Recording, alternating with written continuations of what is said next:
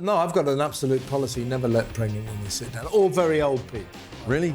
You let the elderly absolutely. stand? If you're very old or pregnant, I'm not giving you my seat. All right. What about if you saw someone of Russell's age who was hanging from the night before? Hangover. If he had a hangover, yep, I'll give him my seat. You'd give him the seat. Because I'd empathise. Yeah. I can't empathise with being extremely old. Well, Not yet. and I can't empathise with being pregnant, so I'm not interested.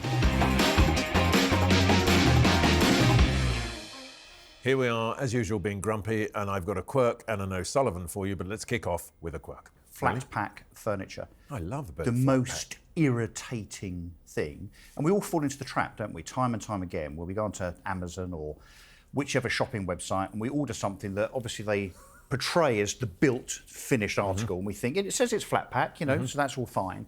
Self-assembly. Yes, but what you actually end up with, of course, is something that isn't in 4 or 5 bits, it's in 273 bits.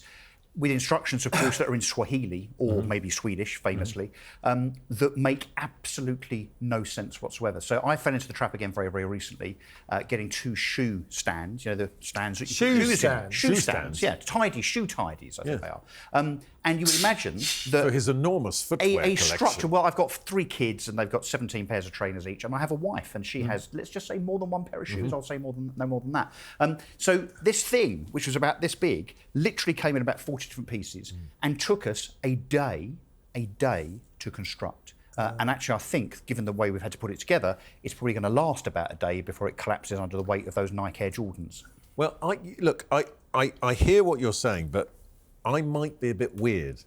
I actually like... There's no might about it. All right, I am a bit weird. What, you're going to tell us that this is a therapy thing? I like a bit of flat pack. Really? I'm well, putting I wish out I'd there. known that before Tuesday last week, where I had to put these bloody things together from Amazon. I think if it all fell apart, I could provide one of those services. You know, there are people that you can pay who will come to your house and assemble it. Otherwise, I would have paid them a lot of money to get me out of... Especially if you're buying it from a Swedish shop, right, which we won't want to promote, but they're blue and yellow. This can't possibly be true, but you're upset with the BBC?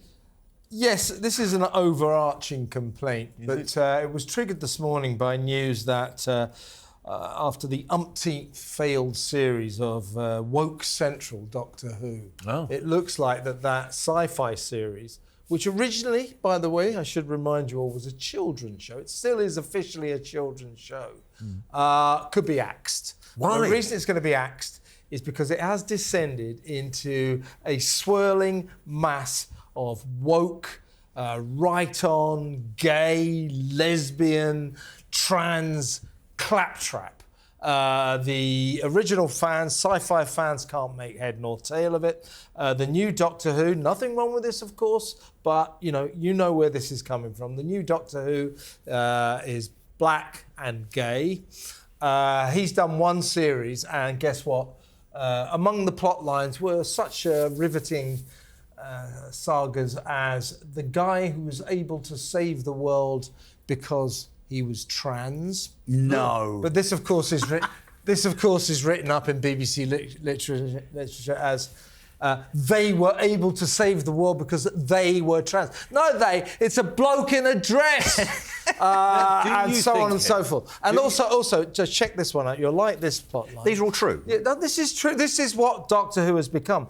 Doctor Who in the last series realised, I mean, after all these years, I mean, he's been around something like 900 years, I do believe, that he might be gay. And guess why?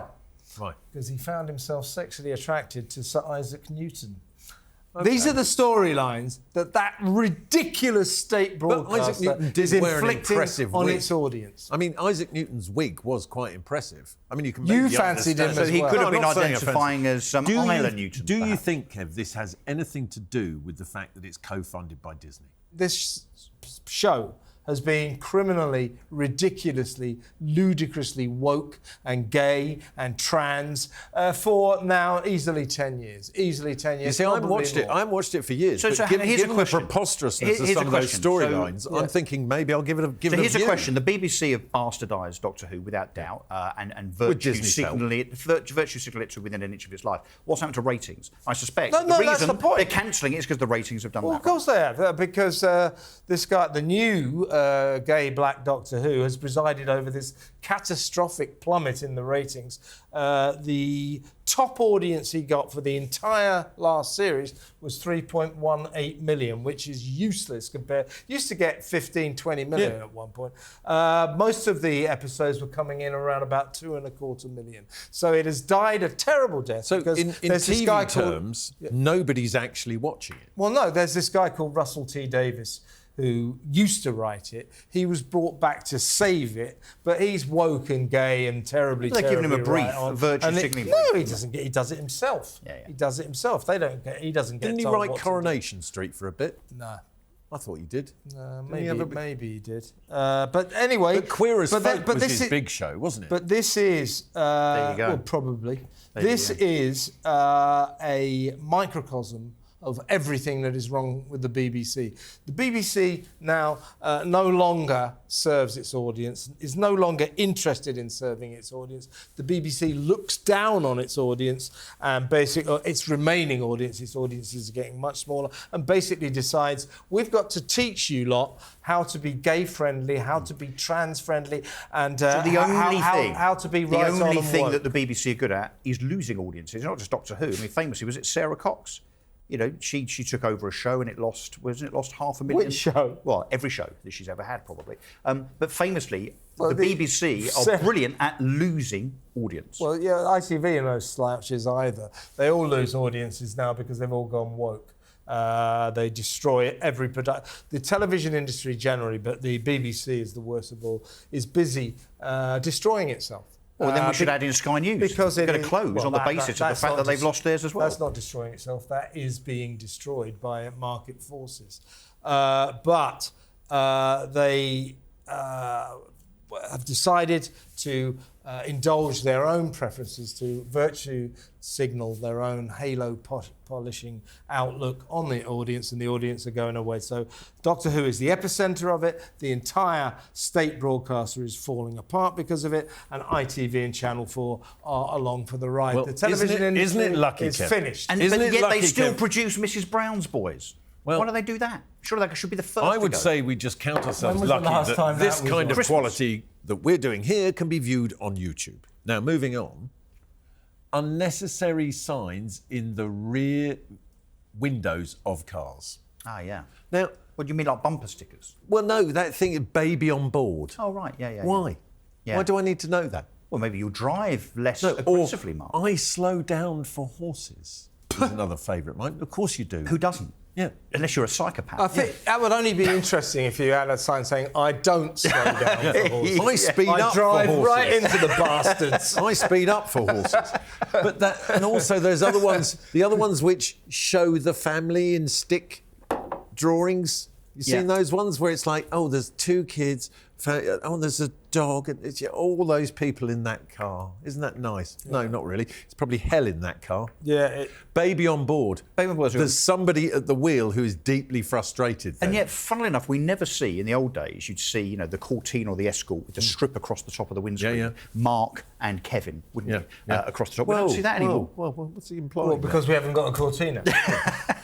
No one does that anymore, do they? No. The sun visor with the name and a furry dice hanging down. That was proper cool. car accessorising. Cool. Yeah. But when you have the crossover SUV with either baby on board or the stick drawings of, I've got a dog in here. You know, but you know I don't care. I don't need that info. Why do you need to let me know that? Why do people feel they need to message us out the back of the car? I did see today a guy had one in the back of his car. I took a picture of it and sent it to Chuck, the producer. It just said, grumpy old git on board. Well, there you go. Kevin's car. Our show. Kevin's car. I'm just. Was it outside a three-bed semi in Hampstead? What about those women who get on the tube and stuff, and they've got a sign that says "I'm pregnant"? What, baby on board? But I've got a baby. I'm pregnant, and I always want to say to them, "You're confusing me with someone who might give a."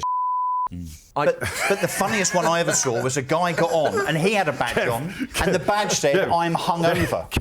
In other words, I'm hungover. So in other words, let me sit down because I'm in dire need. I quite like that. I'm going to get one of them.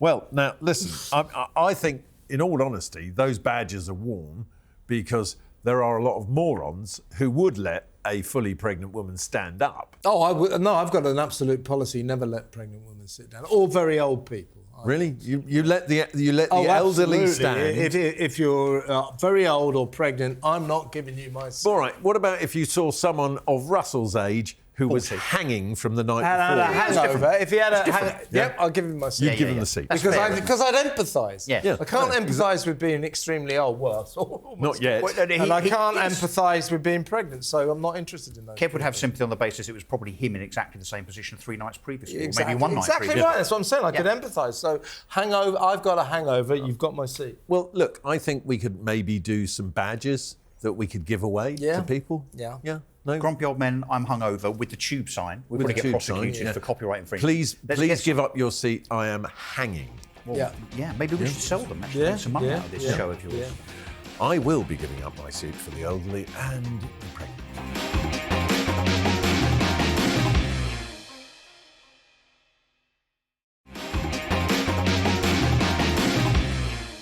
We're over to Russell now for the Lorraine Kelly show. Yeah, so this is now... Surely not Lorraine, a national listen to this. institution. First Come on.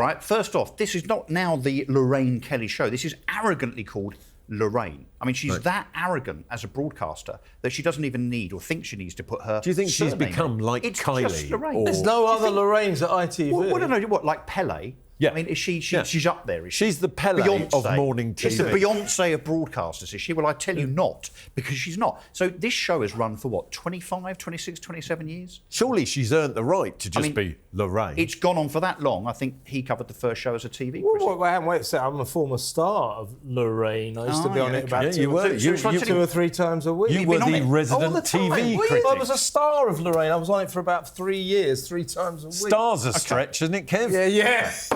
Well, actually, no, I was on Lorraine. Sorry, I'll take that back. It's on Lorraine, wanging on about TV.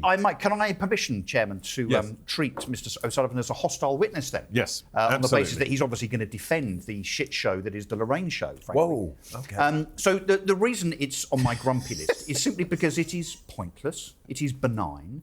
They talk about subjects that mean nothing to anybody. And here's a little test, right? Can I give you gentlemen a little test, right? Okay. Here are 4 subjects, one of which is true. Let's see if you can actually tell me which one is true. What, the real Lorraine subject? Yes, yeah, right, okay. Yeah. Ready? Yeah, go on. How to stop your husband cheating with your best friend. True or false? Yeah, go on. Being your best Shirley Valentine this summer.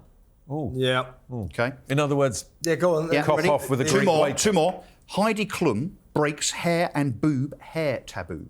Okay. Okay. Finally, coffee killed my cat.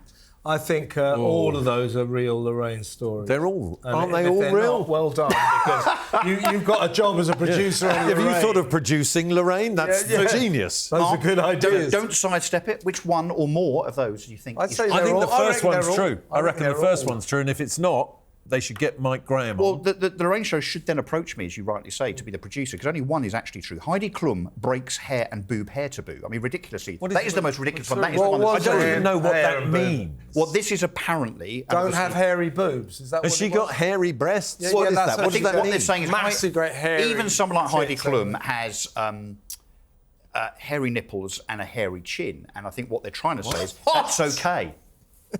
That's okay. Hang on Surely- a second. They're saying that she's got a beard and like loads. can I- of- Heidi Klum has a goatee. But I rest my case. I feel you your see. pain, Heidi. I rest I really my case. do. I feel your so pain. The ridiculous nature of the subject matter on Lorraine is provably ridiculous on the basis here that we didn't even know which one was the most ridiculous. So I think it's pointless. It's virtue signalling. It just seems to be this thing that's got lost in Are broadcast. you saying you don't like I don't Lorraine? like it, and I think it should be cancelled. No, but is it But Lorraine but you it's don't like on this show? It's the epicenter of daytime shallowness. isn't Yes, it? exactly. I mean, that's what It kicks off daytime's all- daytime shallowness. That's what daytime is all And about. that is why, for many years, Kev sat easily as the star of that show. Yes, good point, Mark Wogan. I used to Good review point. the No, papers, I should- Kev, tell me.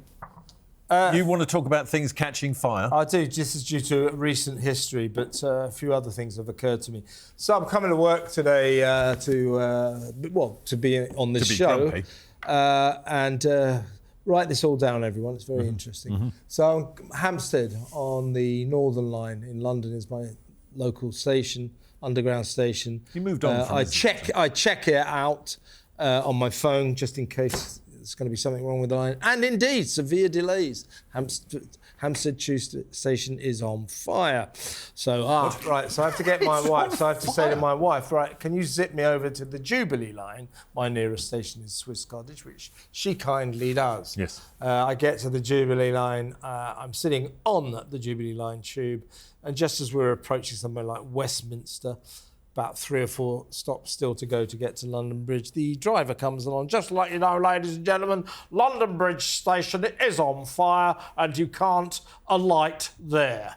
London Bridge is literally falling down. Yeah. London Bridge is falling just down. outside this the one building here, is on fire. So I had to get out of Southwark and get a taxi. This is terrible news. So How am I getting what's home? happening? There's like some kind of fire chain reaction between Hampstead and London. No, I just think it's typical. Now, what worries me about this kind of thing is I suspect, I don't know for sure, but what will happen is that some Jobsworth who works at the tube station will have seen that some little yob set fire to a packet of crisps or something, tiny little glow, and they'll have overreacted, closed the station down for 5 For a hours, week. ruined everyone's day. These kind of people are never happier than when they're standing at the barriers and you arrive, sorry, station closed, station closed. Kev, when you say these kind of people, do you mean union members? Jobsworths. Union members. I don't know. They're just Jobsworths. TfL workers. I mean, when I went to My favourite people. when I went to Gatwick last time, got to Victoria Station to get on the Gatwick Express.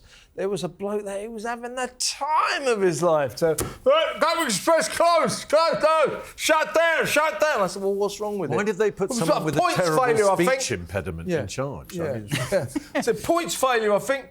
And I go, what is a points failure? When they say signal failure, Any points point failure. that they had It has does- it failed. does- yeah, Failed. yeah. Things catching fire, and just how bad are the fires? That's my thing. Well, there was a bad fire this week at celeb hangout, the Chiltern Firehouse. That caught fire. Now, you must have spent some time there in your day, Kev.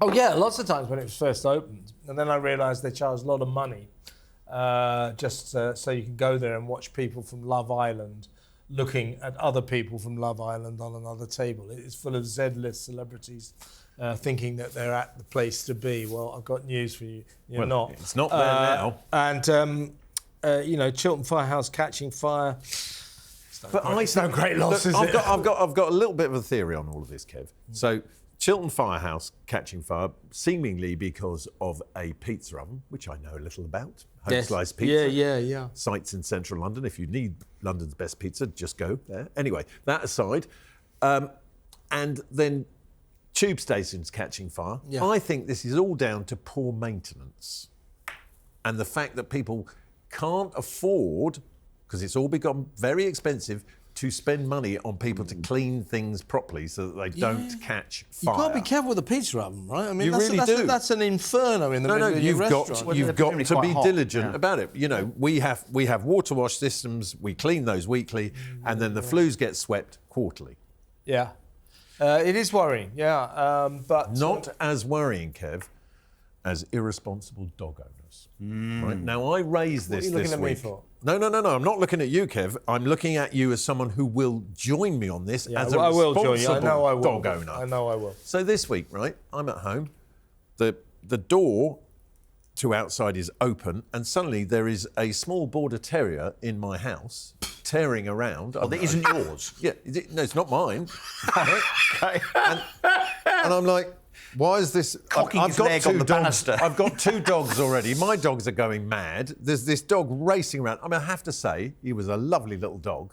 Until But- your dogs ate it. No.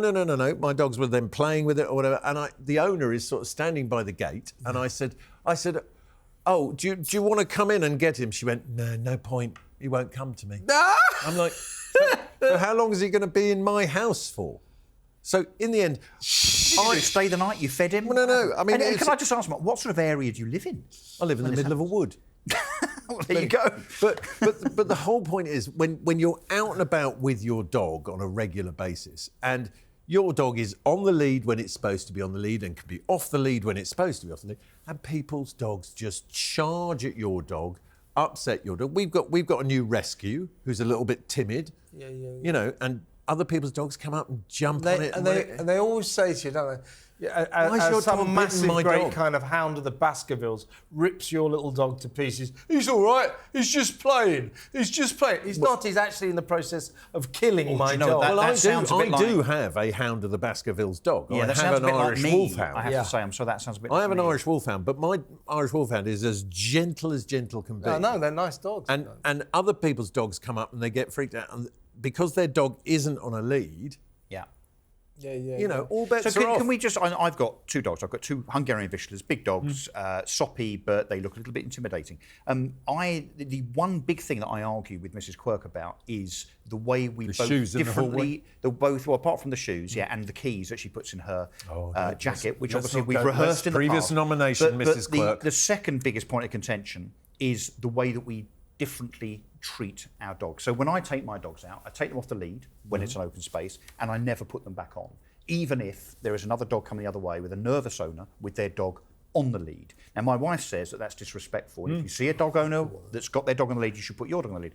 I say, no, that's their problem. That's too much effort. That's their problem. That's too And much do you know what I effort. think it is? Hold on. I think it's the politics of dog ownership. So those on the left, the woke, will have this little timid dog that they pick up if they see a big dog, and it'll be on the lead all the time. Whereas, you know, kind of red-blooded conservatives like me have got big dogs, and we let them roam free because it's freedom. However, this brings me to What my kind of point, dog is right? that? It's a left-wing terrier. So no, but you've now got, because of irresponsible dog owners, you have certain breeds now being banned, right? Now, if a American Bully XL is properly trained, it's of no danger to people. But if it's in the hands of a half-wit who just wants it there as a status symbol... What you're saying, Mark, is there's no such thing as dangerous dogs, just dangerous owners. And you're exactly right. Exactly. Yeah. There's no such thing as crap children. There's just crap parents. Oh, I think there is such a thing as crap children. There's no doubt. Well, next week... In fact, they're all crap.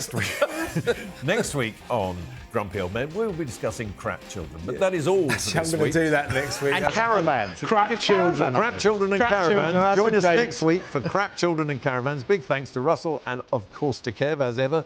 And we'll see you next week.